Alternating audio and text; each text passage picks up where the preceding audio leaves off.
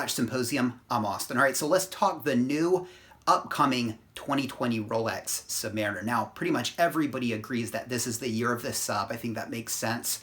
As they say, it's due for an updated movement. I think next year, 2021, will be the year of the Explorer 2. It'll be the 50th anniversary for the Explorer 2. So I think this year, within the month, Rolex is going to release a slew of new watches, and among those watches, a brand new date sub and a brand new no date sub. What'll happen with the Hulk? Well, will it be discontinued? Will it continue? Will there be a new version of the Hulk?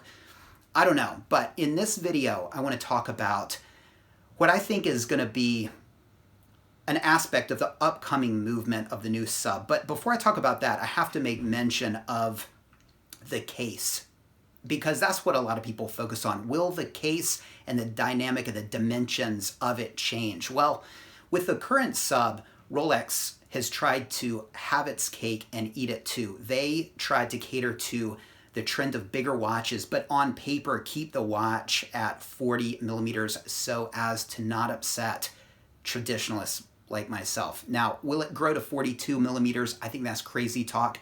I think even Rolex knows better than that. And I think the fact that they tried to, with the current model, make the case appear bigger, but still keep it on paper at 40 millimeters shows me that they understand that it is a 40 millimeter watch. It's just the way the watch has always been and always should be. So I really would be shocked if they were to grow that watch. And I can say right now, I would instantly hate it. I think there would be a lot of uproar about them bastardizing it. And I think the big watch trend has kind of come and gone. And so they have weathered it by fattening the lugs on the current version. And that has been a bone of contention among many. Many have been really critical of that, including myself. They kept the bracelet at 20 millimeters, but those fat lugs look like something you'd find on a 22 millimeter bracelet. And, will they double down and say this is just the way the sub is going forward? I would be very surprised. I think Rolex does listen to people, and I think there are more people that are critical of those big, fat, unsightly lugs than like it. And so for that reason, I think we're going to see something more akin to the GMT Master 2. In fact, they might use the same case. In the 5 digits, say a 16610 and a 16170, that's a date sub and a GMT Master 2, the cases, to my eyes, are pretty much identical. So why not just use the same case? There's been no complaints I've heard of in regards to the GMT Master 2 case. So I think we might just get something like the GMT Master 2, case-wise and lug-wise. And the current sub will go down as a bit of a mistake, but it'll get a cool nickname, the Fat Boy, the Chub Mariner, whatever, and people will come to love it. And 20 years from now, it'll fetch a higher price than you can get one for now, probably, like most steel sports Rolexes. And there are people who are a fan of that bigger case. So it'll have its fans, it'll have collectors scrambling to get them, stick them in a safe, and you'll see the prices jump whatever happens with the brand new sub. Now, if they don't change the case and they just change the movement, then that'll, I think, will be real bad news for anybody who has a modern contemporary sub, because I think the change is what drives people to want the new one and to cherish the old one. So, and I think also changing that case will give a little grief to the people making fakes out there, and it'll kind of throw a monkey wrench in their operation.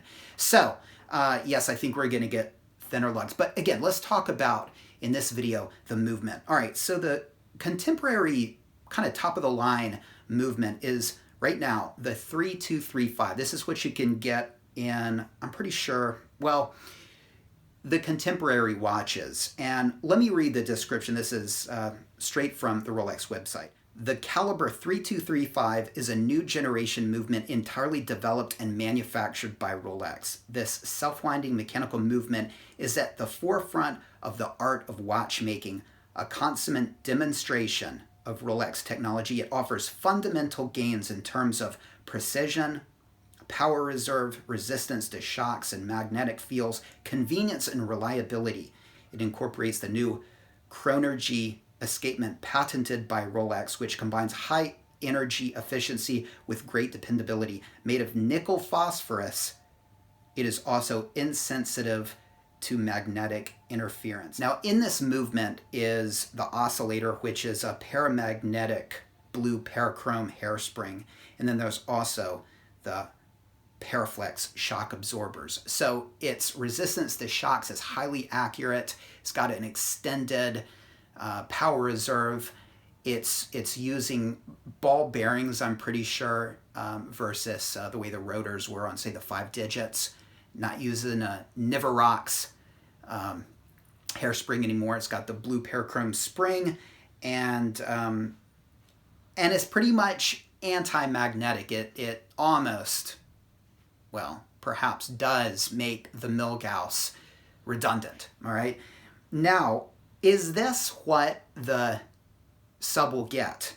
A lot of people think perhaps so, but this is not an old movement, but it's not what you would expect Rolex to stick in what I think is their flagship watch. I mean, the Submariner really put them on the map. So to play catch up with the Submariner movement seems kind of strange to me. So will it get the 3235 movement? That's with the date version, or the 3230 for the no date? I don't think so. I don't think so. And so what's going to be the difference? Well, I think it's going to lie, and this is where my prediction comes in, with the hairspring. Okay, I think they're going to incorporate a new hairspring. And they've been testing, well, this is my theory, they've been testing a new hairspring for some time. In 2014, the 2236 movement came out, and it had an oscillator with something called a Syaloxy hairspring. Now, it came out on a 34 millimeter Pearl Master. That's a watch for women. And now it's also in the 28 millimeter Datejust and the 37 millimeter Yachtmaster. So why? Oh, what's going on? Why are these women's watches getting this advanced hairspring? Well, my theory is that women are kind of hard on their watches, and they're sort of testing it out on women. And it has an added bonus. If there is a problem, women are really not as into watches as guys. I mean, if there is a issue with watches, whether it's the date function of the 3186 when it first came out, or the date function of the GMT Tudor when it came out, we talk about it, we make videos about it, we get on the Rolex forum, and we call them out. And I think this is a way for them to test the Syaloxy hairspring in a way, in a real life situation, without the risk of embarrassment from us guys, all right? But let me take a look and read about the 2236 movement. Now, this is for the 28 millimeter Datejust, all right? And it says here, the caliber 2236 is a new generation self-winding mechanical movement entirely developed and manufactured by Rolex, fitted with a Syaloxy hairspring in silicone, patented by Rolex. It offers a superlative level of chronometric performance, insensitive to magnetic fields. The Syaloxy hairspring provides great stability in the face of temperature variations and remains up to 10 times more precise than a traditional hairspring in case of shocks. Its patented geometry ensures its regularity in any position. Okay, now let's talk a little bit about this Syaloxy hairspring. Now, it's made from silicone, something called Silinvar, I think is what it is, and basically it's thermally stabilized silicone, and it's got a layer of oxide, and what that does is it stabilizes it in temperature variations, okay? And it is also resistant to impacts up to 100 times its weight. It's lighter than typical hairsprings, and it's about 5 times as strong. Well, Rolex is saying it's 10 times as precise. So pretty much, compared to Nivarock's hairspring, which the 5 digits have, most 5 digits, right? Something like an Explorer 2 with a 3185 movement, or 14060 no date sub. It's a far better hairspring. Now, there's already a better hairspring out there, and that's the blue parachrome hairspring, which is, of course, fantastic and resistant to magnetization. But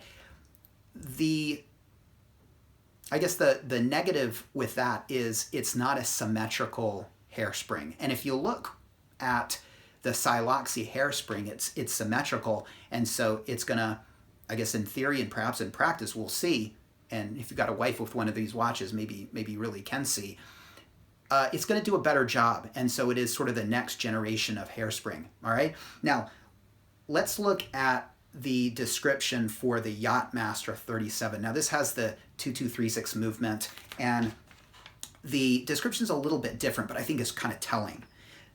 2236 movement. This self-winding mechanical movement with date display is entirely manufactured by Rolex and inaugurates a new generation of movements. And then they go on to talk about it. Now, that's a very interesting choice of words. The definition of inaugurate, of course, one of them is to bring about the beginning of. So I think this is Rolex basically saying that this 2236 movement that we've been using inaugurates a new generation of hairspring. And that is what I think we should expect in the brand new sub. And if it doesn't have it, well, I think it'll have it at some point. I think all the watches will have this new revolutionary hairspring, Syaloxy hairspring, in the future.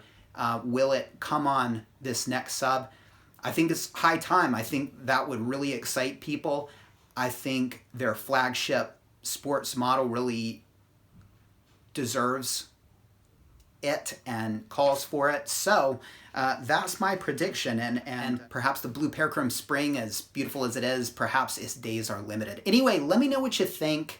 I think we're gonna get kind of a cool movement, and if not, well, if it's just like playing catch up with the movement, yeah, that's kind of boring. I think they're gonna blow our minds with this new sub, and I think a big part of it is gonna be the incorporation in men's watches for the first time, and pretty much going forward, of the Syaloxy hairspring. Let me know what you think. Take care. Thanks for watching.